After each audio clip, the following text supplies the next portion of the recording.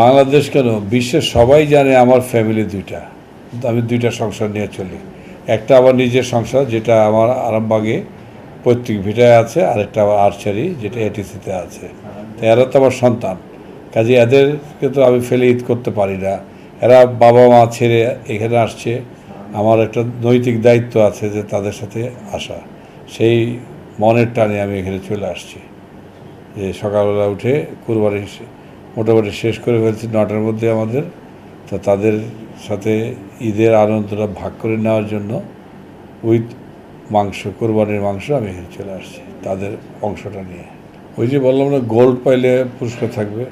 থাইল্যান্ডের জন্য দিচ্ছি, এশিয়া কাপের জন্য দিচ্ছি, স্বভাবতই ওয়ার্ল্ড কাপে যদি পায় একটু বাড়বে। এটা তাদের উপর ডিপেন্ড করবে তারা কত বাড়তিটা দিবে। ওয়ার্ল্ড কাপ আর এশিয়া কাপ তো এক ধাপ উপরে, কাজেই তারা যদি ভালো রেজাল্ট করে অবশ্যই তারা ভালো পুরস্কার পাবে। ন্যাশনাল টিম বা আর্চারি ফেডারেশন সহ আমরা একটা ফ্যামিলি, আমরা কখনোই আলাদা না। সো আমরা ফ্যামিলি ছাড়া আছি, এটা ভাবার কিছু নাই, আমরা অলরেডি একটা ফ্যামিলি।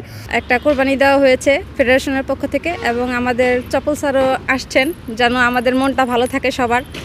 যেহেতু দেশের জন্য আমরা ভালো কিছু করব, নিজের জন্য করব, আর্চারি ফেডারেশনের জন্য কিছু করব, সেক্ষেত্রে স্যাক্রিফাইস করে আমরা কেউ বাসায় যাইনি, ঈদেও এখানে আসি।